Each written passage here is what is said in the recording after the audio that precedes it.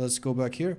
Lord Captain, Vehicle 6 begs for help. Something terrible prowls the planet, searching for a way to wipe out the planet's inhabitants. Victims died in small groups at first, but they dismissed it as simple accident. A poisoning, a crashed transport, a fire. But the death toll has started to rise, and explaining everything as mere coincidence is no longer an option. The enemy appears to be testing out different methods of killing your subjects, like it's looking for the most efficient way to murder as many of them at once as possible. Pick traps sometimes catch sight of a blurry dark shadow walking among people, but no one has actually seen it with their own eyes. What kind of accidents are happening here? Body assaults and mechanical failures, ventilation systems emitting substances that have no business being there, auspexes registering spikes of radiation, maintenance systems shutting down for no apparent reason. It all resembles extermination experiment, with your servants playing the role of the test subjects. Any ideas? The art of hunting relies on the art of hiding. You cannot see your target, then make it so the target cannot see you. Deceive its senses and seize your advantage. A predator walking among your people. Well, when it's time we become predators ourselves. Your servants can't see it and don't know where its lair lies, but I will tell you how to find it. You need to spark the beast's curiosity. Leave something it craves out in the open and mark it so you can track the beast as it's carrying the bait in its jaw. That is how we hunt cunning prey on Fenris. Ha! You call it your enemy, but you are mere pests in its eyes. This isn't war, this is extermination. You are a nuisance, and that is your asset. Understand what it is you do that vexes it so much, and you will understand how to drive it mad, and that will be left. And all that will be left then is to lay a trap.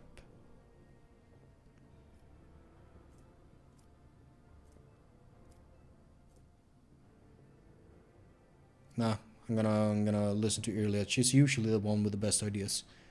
Iliad makes a good point. Find some effective disguise against our foe and wait for it to strike. May the hunters find patience. The colony's overseers experimented with several means of disguise, but did eventually succeed in hiding themselves from the eyes of their mysterious foes. The guard, whose unfortunate lot it was to keep watch inside of an air purifier, spotted a strange shadow right between the working mechanisms and the lead cover. The enemy had grown careless and finally revealed itself. The brave guard raised the alarm, wounded the creature, and fell in battle, but his comrades managed to chase the beast away. Cornered in its den, the monster fought its final battle and was slain. It was a terrifying Xenos with a metallic skeletal body and a single emerald eye. Its lair turned out to be a crypt-like chamber. Beneath it was an entire fortress buried in stone. The walls were covered in glyphs similar to the mysterious patterns that the mad convicts were drawing. Metallic skeletal body with a single emerald eye in a crypt-like chamber.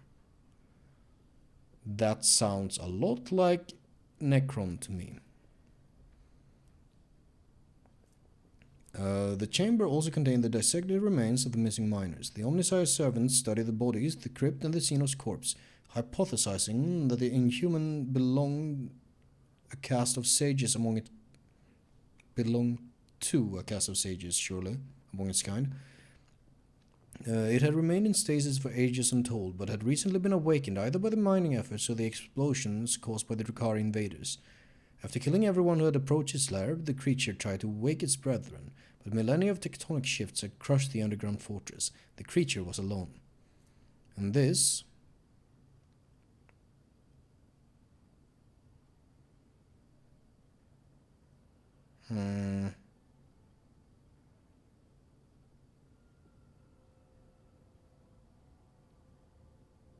I don't know. The fearsome insects, the ones that assailed the colony, were the only tool this... Were those scarabs? So it chose to lie in wait. When the heretics of the Final Dawn sabotaged the fortress reactor in their attempts to destroy the planet, the Xenos grew restless and started searching for a way to exterminate the humans.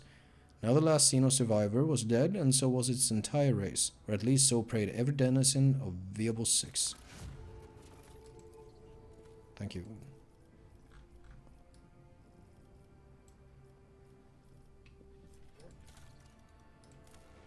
So now we await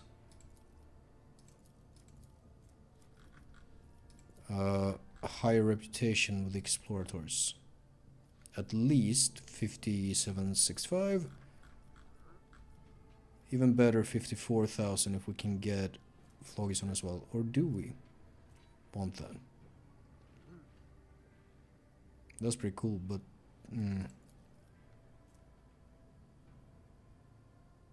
that's pretty cool.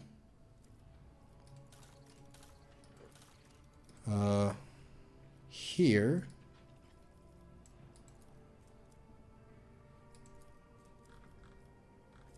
we need Phlogiston. We need Phlogiston. Where do we get that? I guess we'll try and find it. Should we fucking do some Dragonas as well?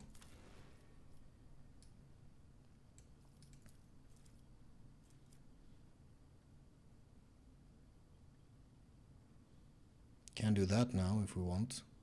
But it blocks sorted goods, which we don't care about.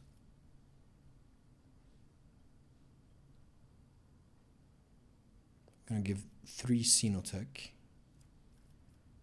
Yeah, that's okay, I think. And we get...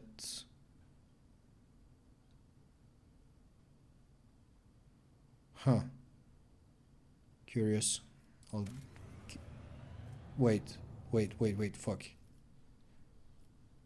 Did I block something?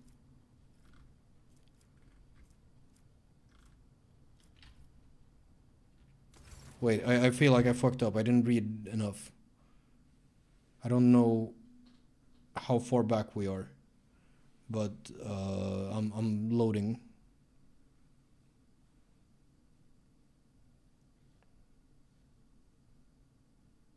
Hopefully I'll load. It's taking a while.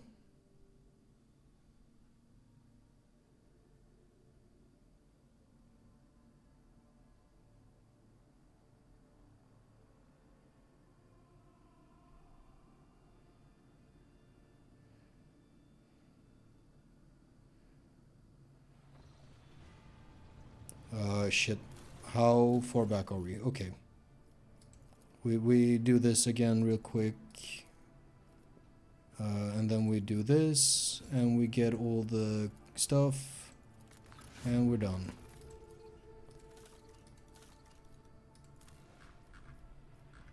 If I did this, block sorted goods.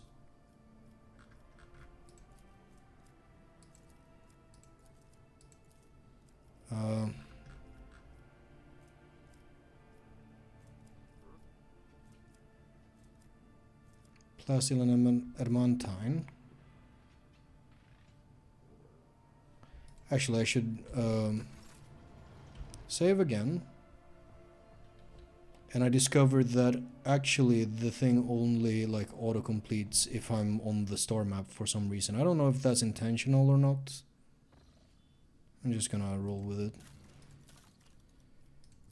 And we're going for Dragonas. Word bearers. Am I supposed to know that?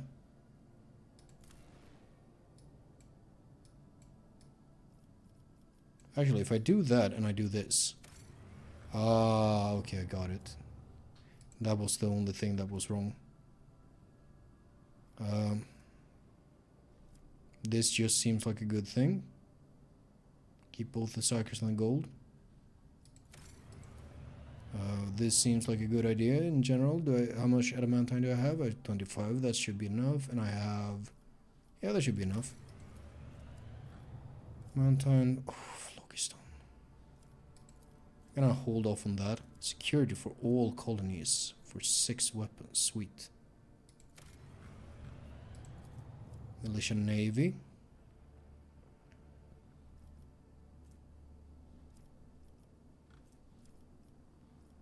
Security for all. Yeah, I think we can do this. Bastion. Missionaries. I have... So I'm not actually giving these things up. This just seems like a good idea. Oh shit, really?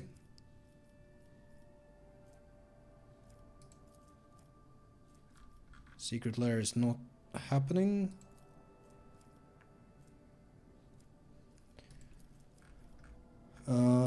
Fuck, I need to find Phlogiston.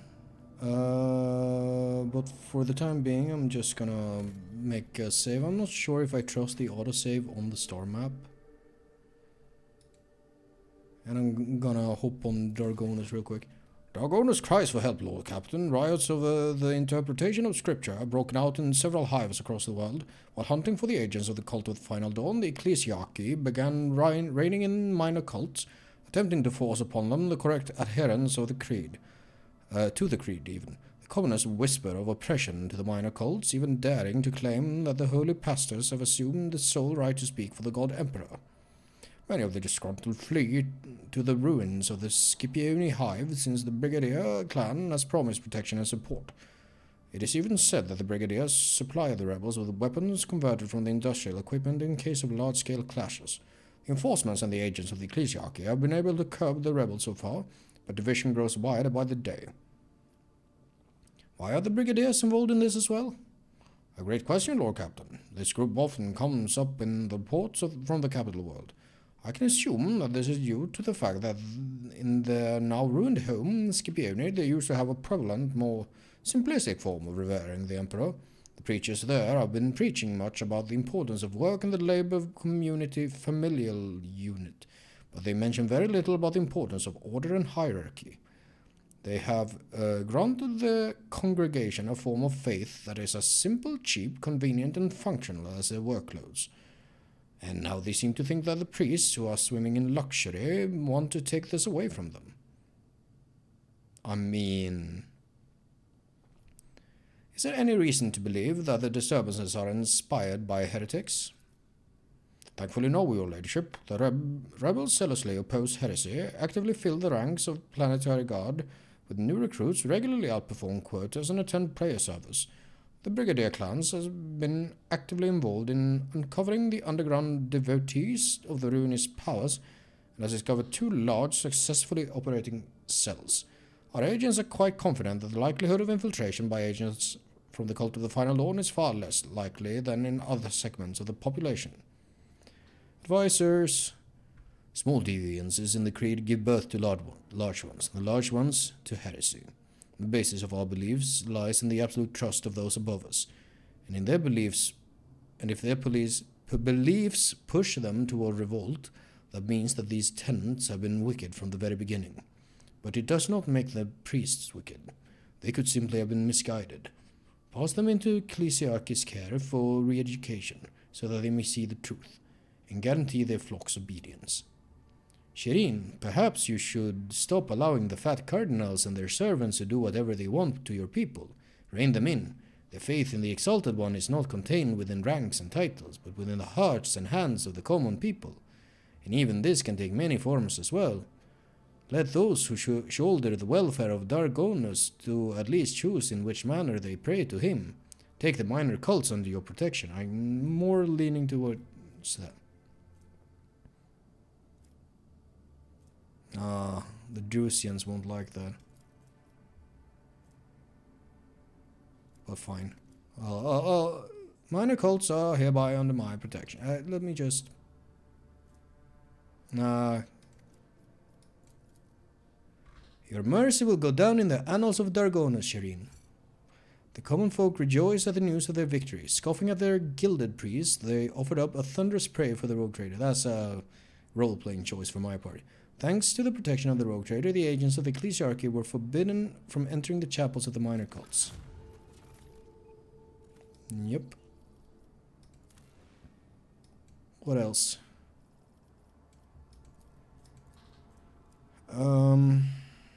That's not gonna happen.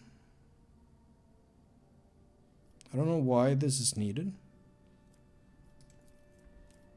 Society of Cartographers. The Navy's gonna love me. Lots of people.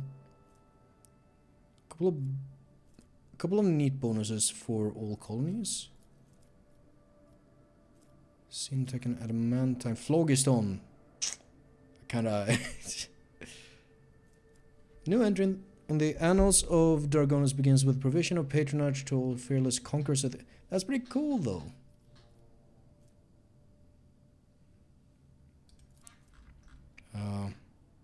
Drukhari weapon proficiency.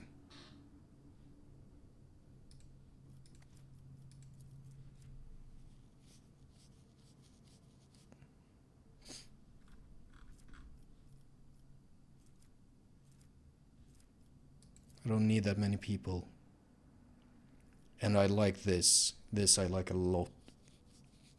Fuck it. We execute.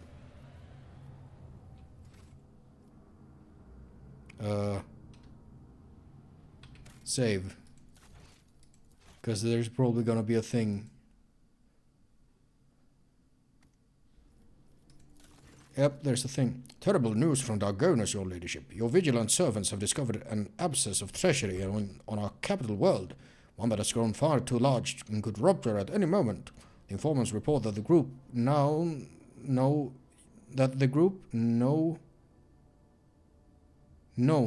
it has to be, as a brigadier clan is actually a cover for a horrendous cult of genetic degenerates who currently have their people in every echelon of the hive.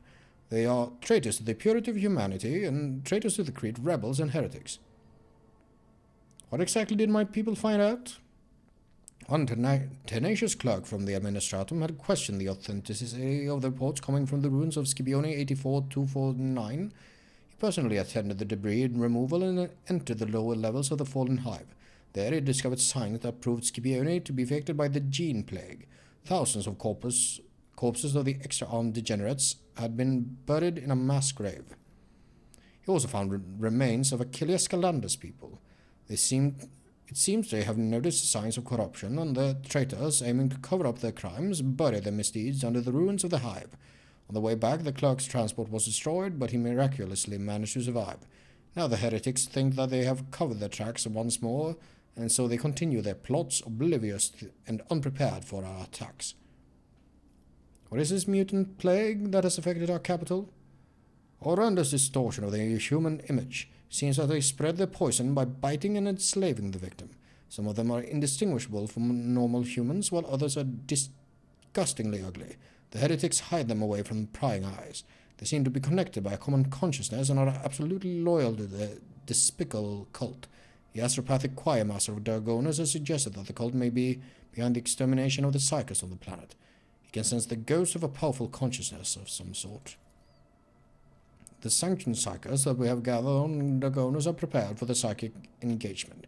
They are disciplined, powerful, fearless, and will remain unwavering against the blows of our sinister enemy. So, some things sound gene-stealer cult and some don't. The Brigadier clan is cover for this disgusting cult?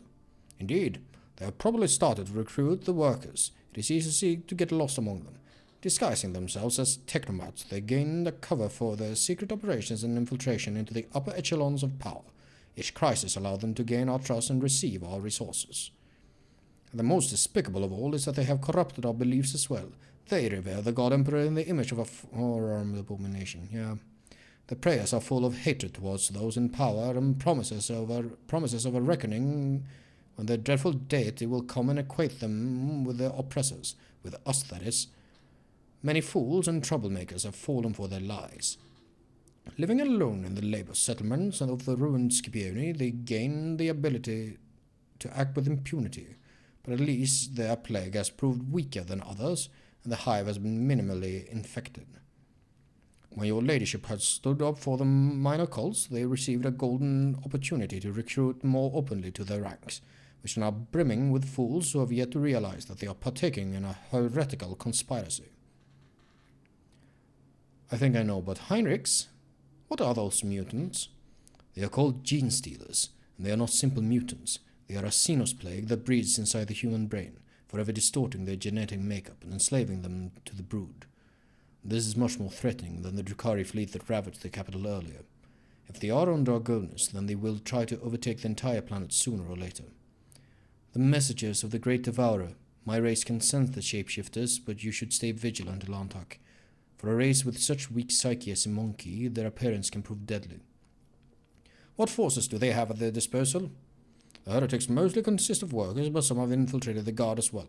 The weapons are primarily made by repurposing industrial machinery. The cultists are fearless and will readily sacrifice themselves for the sake of their common goal. The worst part is the psychic threat. We cannot even begin to gauge it. We fear that the tribes of the engine vandals will support them as well, partially influenced by the plague and partially lured by the promise of good raid. We have to act. Absolutely right. It is impossible to negotiate with the degenerates. Our only option is to completely annihilate them. We should start from the top. Should we attack decisively and quickly, or should we expose ourselves by bringing our heavy weapons into the capital and gain an advantage in firepower? To quietly eliminate the leaders or to hit the infected territories and cleanse them of traitors? Jane, raise the people to battle and publicly proclaim war. Tell the people that the heretics are hiding among them, and the millions of loyal subjects will grind the thousands of traitors to dust. May Dargonus cleanse itself of its filth. That's a super dumb idea. That's not gonna work. You can't tell people that anyone around them could be a traitor. The caustic laugh of the Xeno sends shivers down your spine. Let others sully their hands. Just one beacon, and my kinsmen will crash down upon the affected hives. Perhaps that may cause some additional casualties here and there, but have no doubt none of your enemies will survive, even hiding in their little nests. The cleansing should be thorough. Ever since the Xeno scum attacked your world, the wrecks of downed ships float everywhere in orbit. Connect them with your ships and send them flying toward the nest of this spawn trying to encroach on your domain. Since all of them are linked by a common will, we should start by launching our attack there. If the astropathic choir could drown out the voice of the brood, we would be able to launch a sudden strike and act quickly enough before the enemy would be able to restore cohesion and inform each other of the assault. No.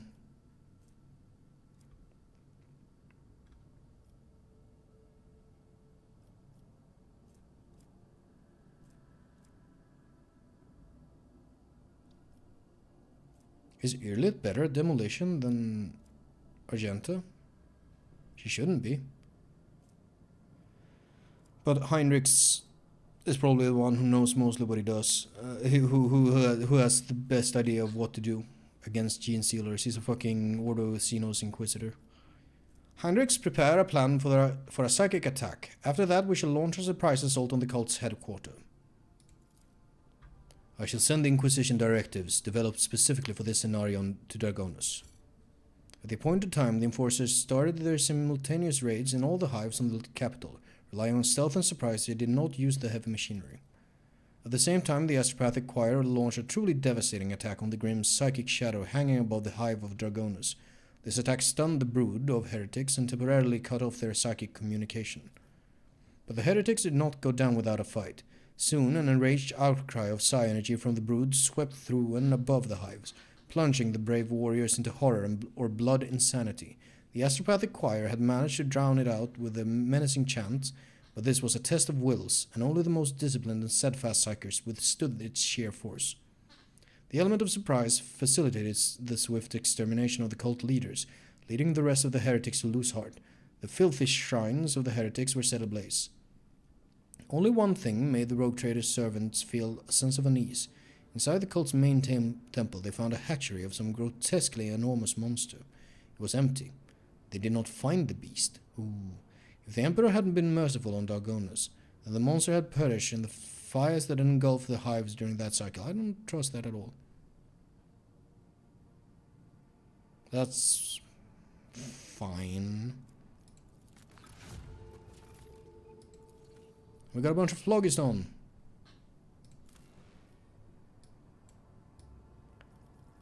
Man, I should be stopping like a while ago, but I'm not doing that.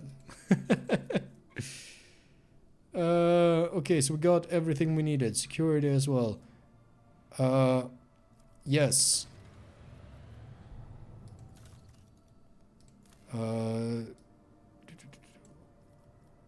Done. I'm not doing that.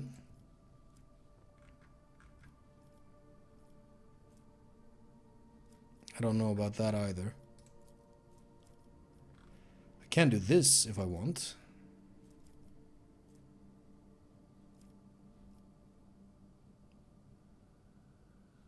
I'll hold off.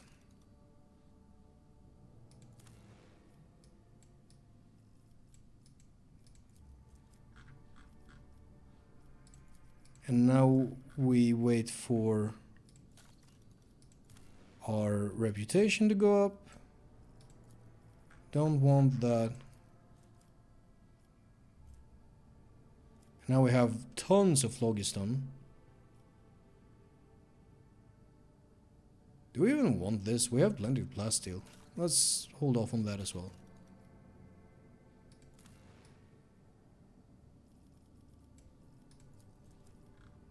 But we can do this.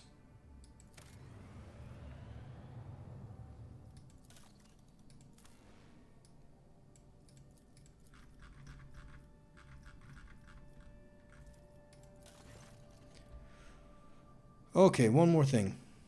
Before I should have fucking saved. Okay, it's fine, it's fine.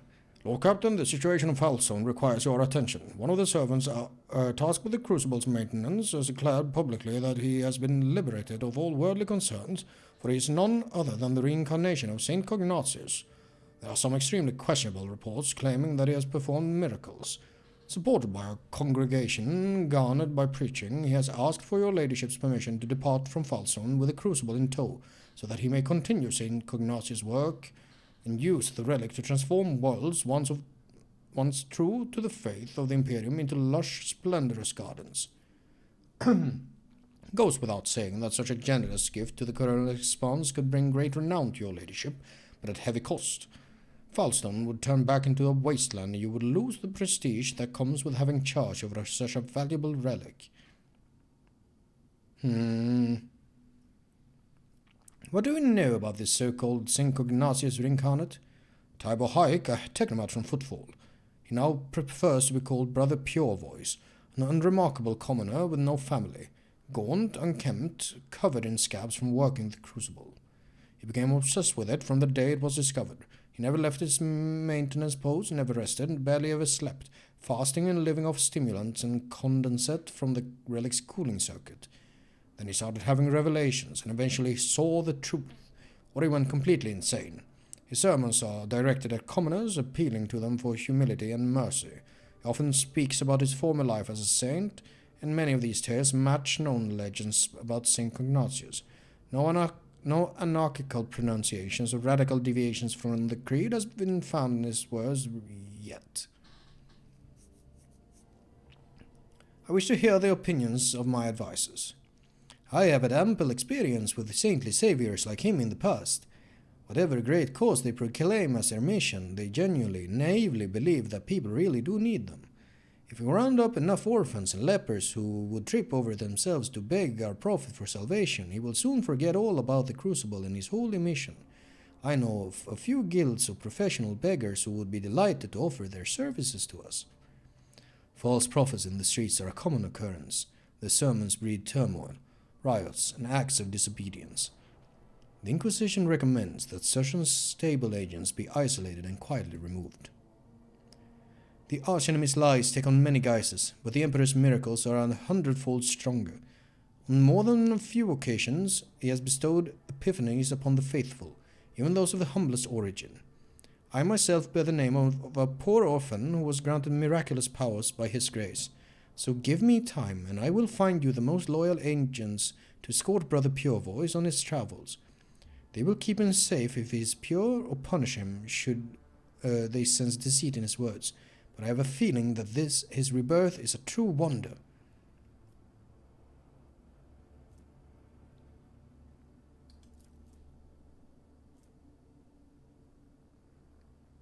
Oh?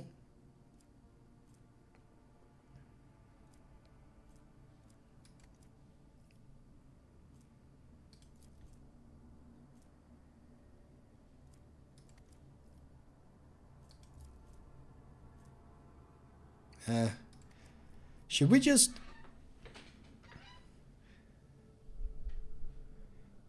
Let's just send him... Is that a fucking twin-tailed comet? I just noticed. That shouldn't be here. Fuck it, let's send the fucking saint on his little mission.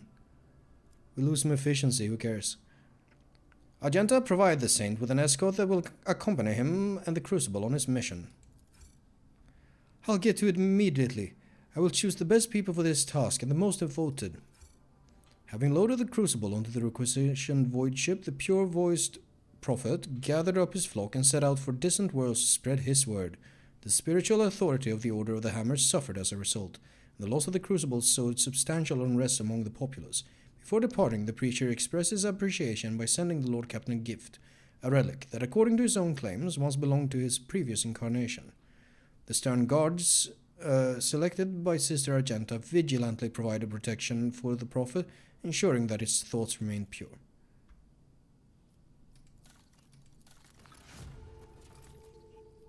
Neat.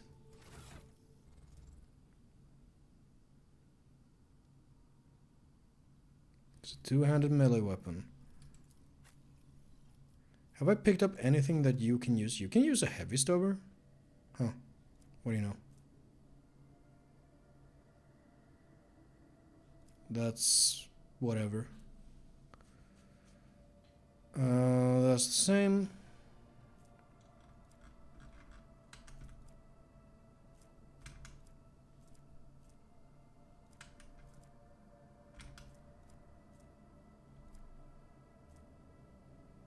That doesn't seem very good. Did we pick up anything else interesting? Bowbringer. Oh, you can use that, eh? Except this is cooler and better. Kind of. You can use this. You've never really used this at all, so you might as well have this.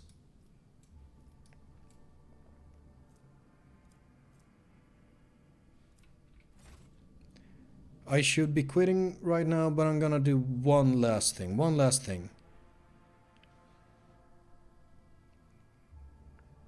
And that thing is go talk to Danrock and see if we can't get a thing or two from the Navy.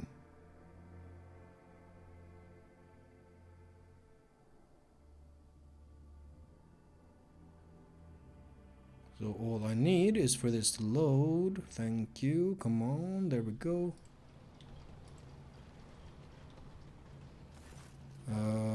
Shipping.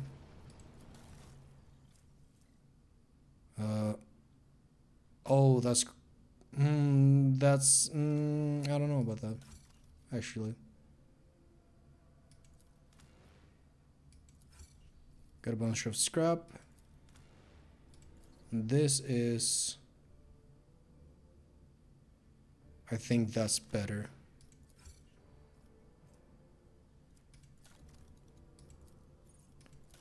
We don't have many levels left to go before maxing out reputation with the Navy.